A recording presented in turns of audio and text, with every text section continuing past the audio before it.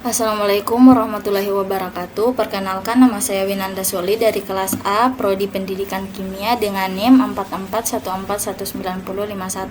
Nah, saya akan memberikan tanggapan terkait ujian kimia organik 3 dengan langsung saja. Untuk nomor 1, terangkan karakterisasi reaksi SN1 dan SN2.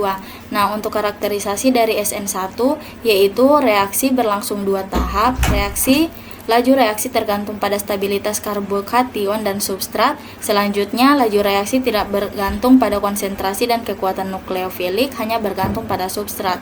Kemudian di sini pada SN1 ini terjadi reseminasi. Selanjutnya gugus Pergi harus kuat, yaitu basa lemah. Nah, nukleofilik yang lemah ini akan melakukan reaksi SN1, atau nukleofilik yang kuat akan langsung menyeberang ke substrat yang menghasilkan reaksi S1.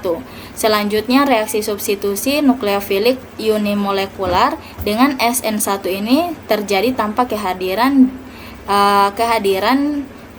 dengan baik. Yang pertama yaitu diketahui V sama dengan K1 kali R kali X, di mana kecepatan sama dengan K1 kali R kali X. Dan biasanya hanya pelarut polar yang bersifat pelarut polar protik atau solvalisis. Nah, untuk reaksi SN1 dapat dilihat di sini terjadi dengan 2 tahap reaksi. Selanjutnya, untuk reaksi SN1 ini adalah reaksi dengan 2 tahap, di mana tahap pertama substrat akan terurai membantu karbokation, dan tahap kedua produk yang dihasilkan. Nah, kita akan memasuki pada karakterisasi dari reaksi SN2, di mana reaksi SN2 ini merupakan reaksi dalam satu langkah, di mana serangan nukleofilik terhadap substrat bersamaan dengan substrat substitusi. Yang pertama ini untuk karakterisasi dari SN2 yaitu berlangsung 1 tahap, kemudian tidak terjadi penataan ulang. Reaksi SN2 ini terjadi pada reaksi orde 2 dengan laju reaksi berbanding terbalik dengan stabilitas karbokation dan sari substrat. Selanjutnya, laju reaksi selain tergantung pada substrat juga tergantung pada konsentrasi nukleofilik. Nah, nukleofilik yang kuat akan melakukan reaksi SN2, atau nukleofilik yang kuat akan langsung menyerang substrat dengan menghasilkan S1. Selanjutnya, untuk soal yang kedua, diberikan penjelasan definisi disertai dengan contohnya.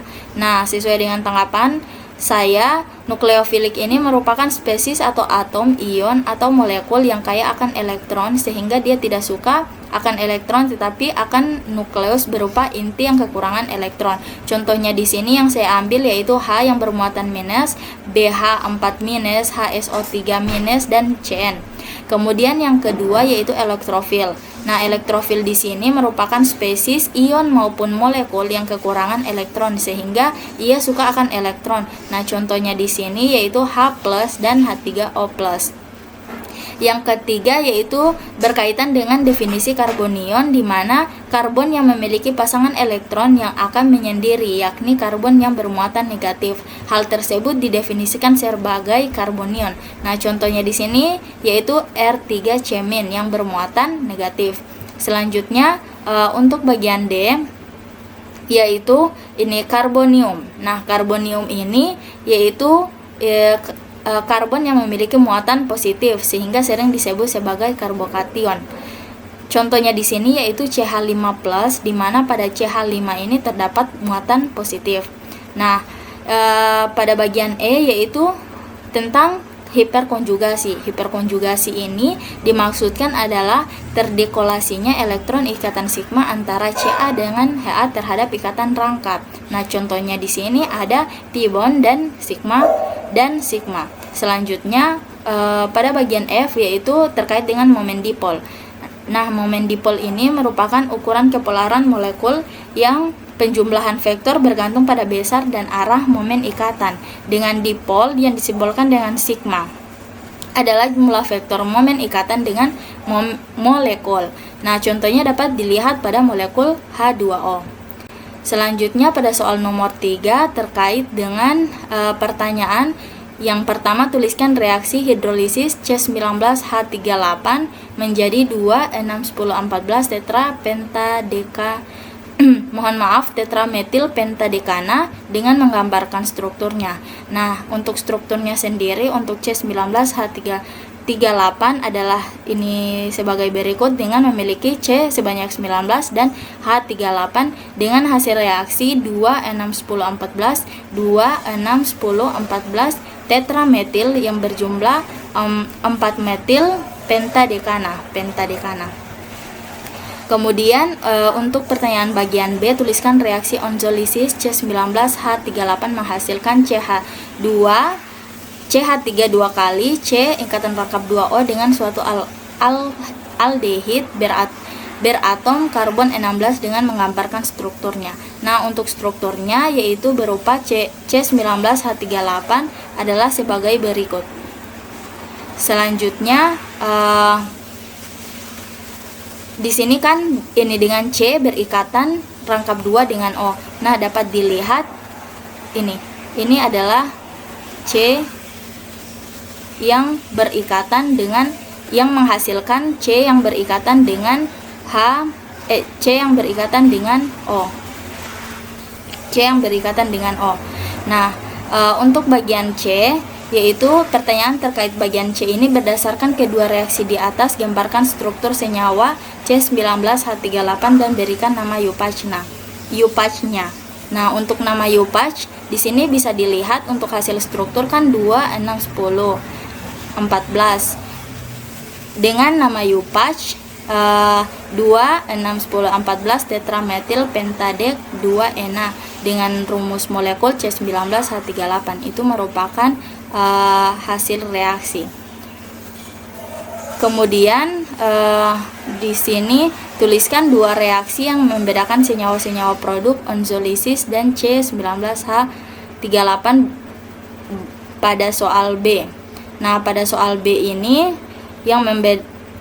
pada soal B ini dapat dilihat bahwa tahap dua reaksi.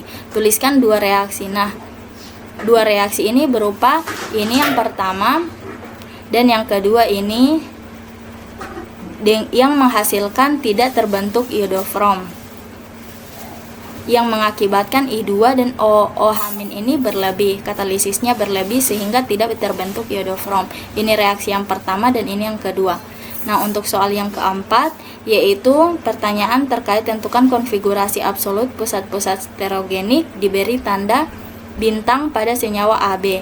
Nah, untuk pusat stereogenik bisa dilihat bahwa pada tanda bintang yaitu terdapat S untuk gambar A dan ini pada B ini terdapat 2R. Nah, untuk pertanyaan yang kedua yaitu tentukan konfigurasi ikatan rangkap gugus samping butenil pada senyawa B. Nah, ini bisa dilihat gugus butenil pada senyawa B. Untuk pertanyaan ketiga bagian C, mohon maaf untuk pertanyaan pada nomor 4 bagian C, senyawa A diubah menjadi senyawa C dengan cara reaksi hidrogenasi selektif pada ikatan rangkap dalam cincin lingkar jatuh pada struktur senyawa A dan hanya menyisakan suatu ikatan rangkap dengan gugus sampingnya yaitu gugus H2SO4 H2O. Gambarkan struktur senyawa C dengan produk terbentuk serta jelaskan apakah radiokimia mengikuti Markovnikov atau anti Markovnikov. Nah, di sini bisa dilihat bahwa pertanyaan pada bagian C ini termasuk pada Markovnikov dengan melalui intermedian karbokation yang paling stabil dan terjadi pada pergeseran hidrida 1 dengan 2 sehingga menghasilkan reaksi dengan tahap sebagai berikut. Nah, untuk pada bagian D ini jelaskan apakah regiokimia yang mengikuti Markovnikov atau anti Markovnikov. Nah, ini untuk senyawa bagian B dan D. Nah, untuk jawaban terkait bagian D ini yaitu dia termasuk anti Markovnikov karena pada reaksi ini terbentuk intermedian radikal yang paling stabil pada posisi C2 gugus etenil atau vinil. Nah, ini merupakan intermediate radikalnya. Untuk bagian E Ini tuliskan reaksi yang mengidentifikasi keberadaan senyawa B dalam suatu campuran.